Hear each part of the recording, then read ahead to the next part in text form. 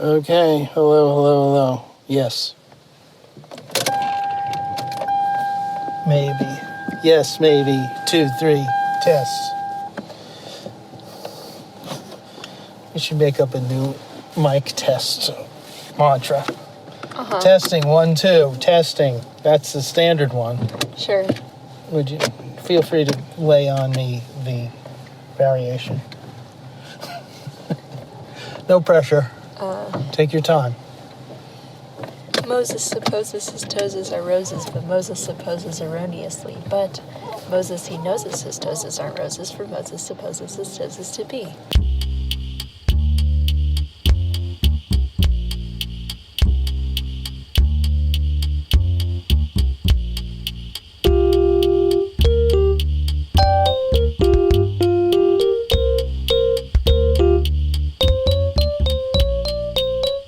Episode 26. Sincerity is a valid alternative. In this episode, your hosts Steve and Mal hurtle from point A to point B while considering the human capacity for manipulation, from humble bragging to scripted politeness to outright fraud, the better for them to appreciate the good old honest vibe. Strap in for The Ride to Redacted. Listeners, please be advised there are occasional cuss words in these episodes, so now you know. So this guy that I know is like really good, I've realized, at arguing in a way that I'm like not into. It's like, will you stop? Yeah. It's like a little, I don't know, manipulative or whatever. Like, what are you, I'm just saying that. Just stop. Am I like obligated to keep responding when I've like said what I have to say and I'm kind of being ignored and just like, you know, it's just like you're not engaging with what I'm saying. Am I entitled to just like let it go? Yeah, part of what gets me churned up a little is feeling like, well, I want to be nice and I want to be polite and I want to be responsive, but I'm also worried, like I feel like there is this level of like emotional need that I find like troubling. And also, I think a willingness to be a little manipulative. Mm-hmm. Like, I don't like that. Just tell me what the fuck is going on. Yeah, and I also feel that there's a kind of a caginess too. Sort of an emotion, I may have used this before, but an emotional kind of dishonesty or whatever. It's like being too clever about this. Mm-hmm. Yeah, so you do end up wanting to say, all right, just say what's going on. Yeah. You know. But I feel like he's not doing that because he's worried that I'll just say, no, I'm not into that. Yeah. So it's being cagey. And I just find that the most annoying. Yeah. It's like Schrodinger's, emotional honesty. If you're like, oh my God, if this doesn't work, I'm going to cry. And people can react one of two ways to that. They can be like, oh my God, me too. Like, same bestie, I would be doing the exact same thing. And then they're cool, that they get it. They also would have a meltdown over something like that. But then sometimes you'll get people who are like, oh my God, no, don't cry. And you're like, okay. And then to those people, you're like, oh, I was just kidding. And so you determine whether you were joking or not based on the reaction of whatever the other person says. So it's like Schrodinger's joke. So it's like sometimes you'll have somebody who's testing things out, who's just based on whatever your reaction is going to be. That'll determine whether they mean it or not, whether it was a joke or not. Right, but my reaction to all this is that in this particular situation, my feeling is, it's made me realize, I really want, in a casual, sort of friendly interaction, dealing with somebody, I kind of need there to be a certain level of just emotional honesty. Mm-hmm. And not, when it gets like too cagey, it's like, I'm not comfortable. I am not. Because I feel like I'm being gamed. And, we're just hanging out. Like, don't game me. Yeah. So, yeah. Yeah, and I've been trying. I have been trying. You know, I've been writing answers to these various messages. You could be pen pals. And I've been editing them down. Like, I'll write my first draft and it'll be pretty angry and combative, and I'll water it down. I'll make the points in a just a calmer way. Yeah. I mean, that's already work, but Yeah. it's rewarding work. It's like, yeah, you did better. Okay, that's good. That's what they say. Write angry, edit calm. Yeah, good. All right, thank you. When do I deal with the copay?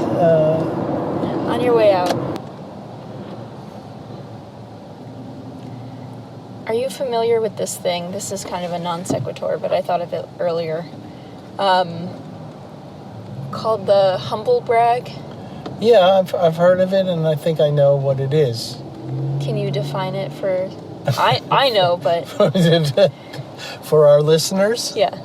The humble brag is sort of like being falsely modest in bragging about something. Mm-hmm. I realize that definition doesn't go very far from the original words. Let's see if I can turn it into a humble brag. But I have a, people say I have a gift. I don't know if it's true, of being able to define things very succinctly. I mean, again, this is what people say. I think they're being too kind. Yeah, I would say that's pretty good. Yeah. Yeah. Yeah, this is... Okay, go and tell me what else you were thinking about that. So, I spent time with this person recently, and I won't go into too much detail, but somebody I had only met once before, and they really rubbed me the wrong way. And it wasn't because they were humble braggy, it was more like the opposite, that they were like kind of trauma dumpy, which I hadn't found as grating the first time that I met them, but this second time I really found it kind of unbearable. And they were talking about like an achievement, like in amidst the sort of trauma dumping, which got really, really tiring. They were talking about something that they had done so far this year, and acting like, yeah, but it's no big deal, it's fine, whatever. And I'm like, not that you shouldn't celebrate your achievements, but you should acknowledge that it is an achievement, because then you're gonna just shit on people who haven't done that, I guess. Mm-hmm. And instead of being like, no big deal, whatever, it's just this, it's not even that impressive. It's like, be honest with people. Right. Don't be falsely modest because you want people to hype you up. Hype yourself up, and then other people will also hype you up, Right. But you're not going to make other people feel like shit. I get you, and it sort of calls back to what I was saying earlier about the thing I was asking you for advice about. Just a lot comes down to, you want like a kind of a good faith, straightforward, basically honest vibe. So much comes down to that. Mm-hmm. And then you that character could just like do that with everything. Yeah. Yeah, I have. Yes. Yeah. People say it's a gift. I don't know. Whatever. Yeah. I'm good at stuff. What can I tell you? Sometimes people get annoyed, frankly. I get it. They're intimidated, I don't try to be. I just want to say, about the Nobel Prize. Mm-hmm. I mean, that, I'm not sure I deserved it. Yeah, I tried to give it back. I felt like the other guy deserved it more. And what did they do? They gave me another one just for doing that. They gave me like an extra. Yeah, it's so embarrassing. They put like an extra gold star on the thing they give you. That's so funny. So, I mean, sometimes you just got to accept it, when you're this good. I'm not saying I am, but but I am actually. It's a thing. But I love your drawing, by the way. I think you're very good. Perfectly good keeper.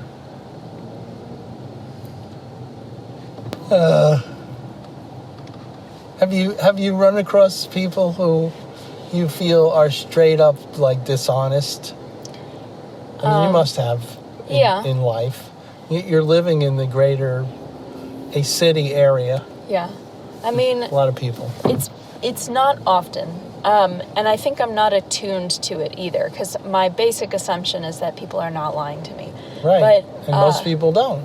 Well, yes, but I think I also probably don't notice a lot of the time when they are. And I don't think that I'm naive. I do have the thought often of yeah, right. But I think there are probably people who are very, very good at lying or who do it compulsively whom I just don't notice. And then there are people who I can tell do it compulsively whom I have thought, this person is a fucking liar. But that happens so infrequently to me. Good. Yeah, it's creepy. I was reading, on the other hand, in an AARP magazine that Cousin Nikki gets when it comes to us, about fraud and how fraudsters target older people. Mm-hmm. As you know, as our listeners know, I'm fascinated with fraud.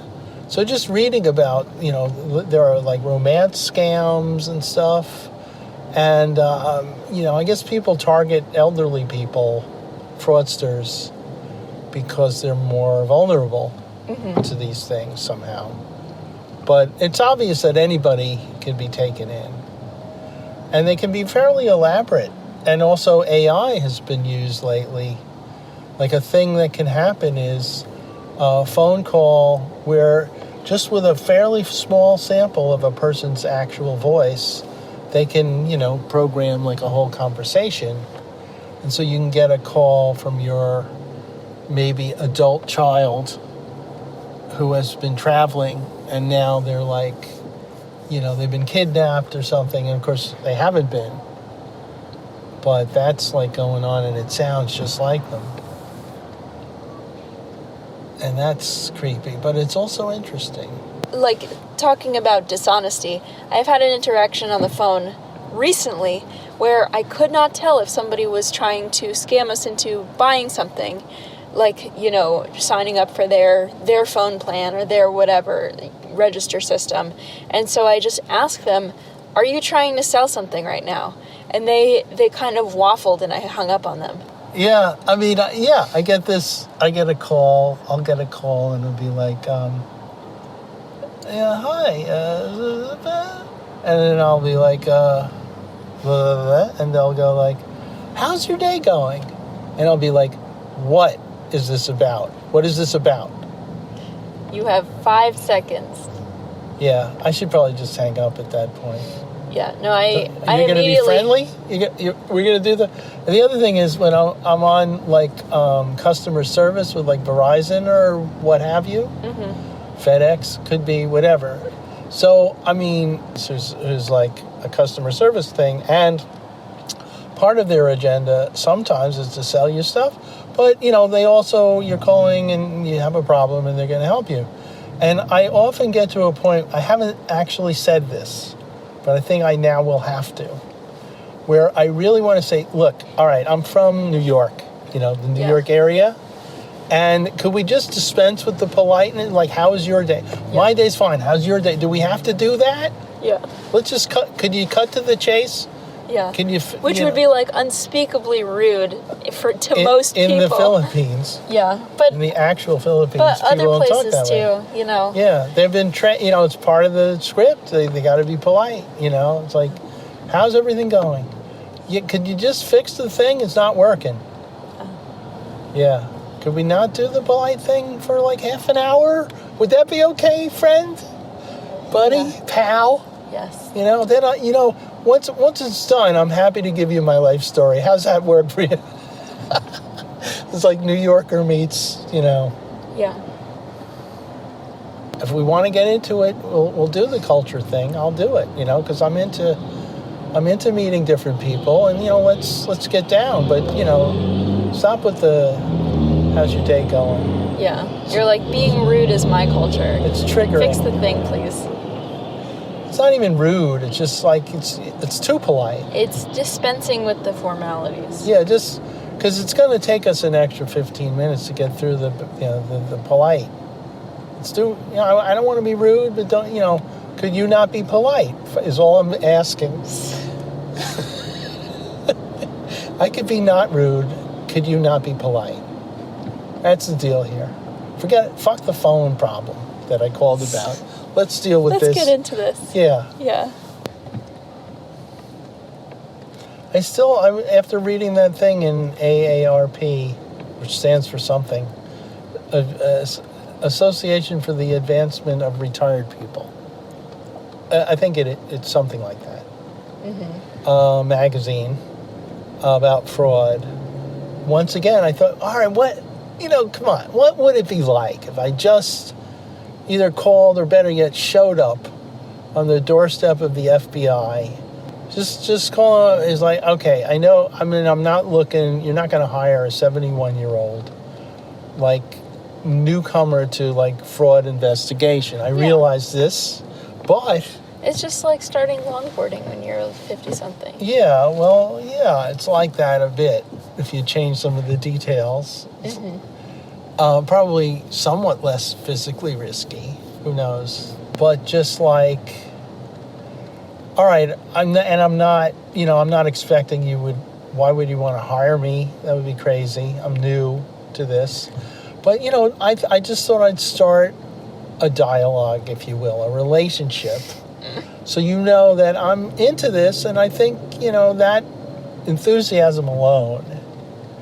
I have certain skills, people tell me, but whatever. The Nobel Prize, etc., the Gold Star.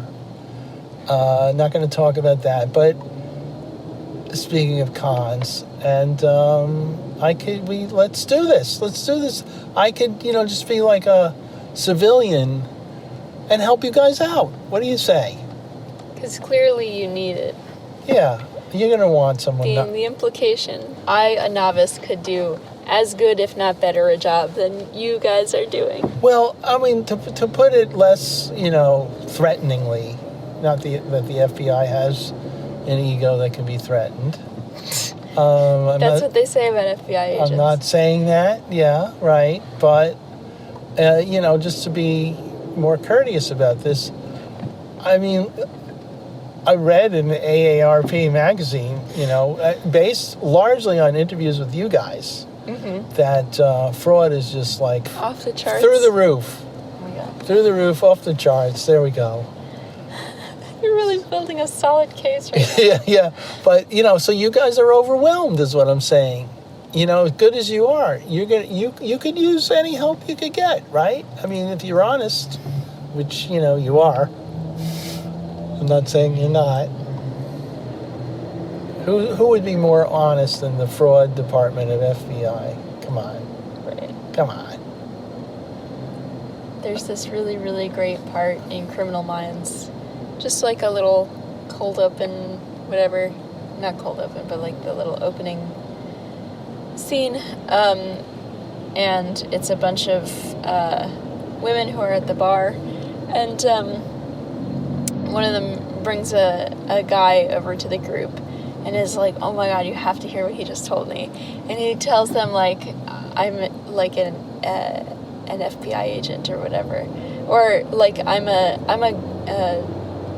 government, like, secret ops kind of guy, whatever. And they're like, oh, cool, like, what branch you work for, whatever. And he's like, I'm not at liberty to say. And they're like, oh, so cool. Perfect. And then they're like, do you have, like, a badge?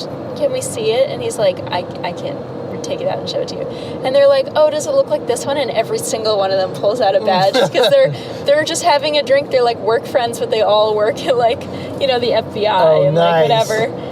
And he runs away with his tail between his legs. He's like, I gotta go. This poodle sporting a classic poodle cut. Uh-huh. Yeah, Yeah. nice. Very poodly. Yeah. Wow. Poodaloo. I think you want to strike a balance when it comes to darkness in a dark world. You want to be sensitive to the fact that it is a dark world and not, ignore that. But also you want to be positive because it's shitty to just be fucked up over it all the time. You want to have some light. You do want to have some light. If fuzzy dice weren't distracting, I feel like you would have them. Well, thank you. I take that as a compliment. Really? I just think of that lowrider that you were in with the shag yellow carpeting on the floor, ceiling, and walls, and the chain link steering wheel, the floating chain link steering wheel, and the little slit tank windshield, and the horn, and the La Cucaracha horn, without which no lowrider is complete. And not only do I sometimes think about signing up with the FBI, I also think about getting such a horn because they're out there. I'll go to Andrew and I'll say, can you fit me up with Andrew Palumbo? Yes. Can you fit me up with hook me up with a cucaracha horn? Yeah. Sure, no problem. Do you think he wouldn't turn a hair with at or it? without the fuzzy dice? You think he wouldn't turn a hair, or you think that he would give you the eyeball? Hard to say. I think I might get a little, wry smile. That's about it. Mm-hmm. I don't think he would take me seriously because he knows me well enough to know that it's probably not a sincere thing, but it is in a way. I mean, just as a I wonder what my life would be like then. I think you are also somebody who can't, not that you can't do things ironically, but you don't. You do them sincerely, or you just don't do them. So to sum up, fuzzy dice, yes, but ironically doing things, no. Yeah, I think you have to find the joy in the stupid thing that you're doing and not be embarrassed about it and just do it with your full chest, know? So if I were to get fuzzy dice, what you're saying is I would lean in. I would be become a fuzzy dice guy. Sincerely. Okay, I think we might have to end it there. Yeah. Thank you. Okay. Get home safe. Cowabunga, my friend. I love you. You've done well. I love you too. And Get home safe. Thanks for your help, as always. Help? All right, let's stop this thing. All right. We'll stop it on the question, help.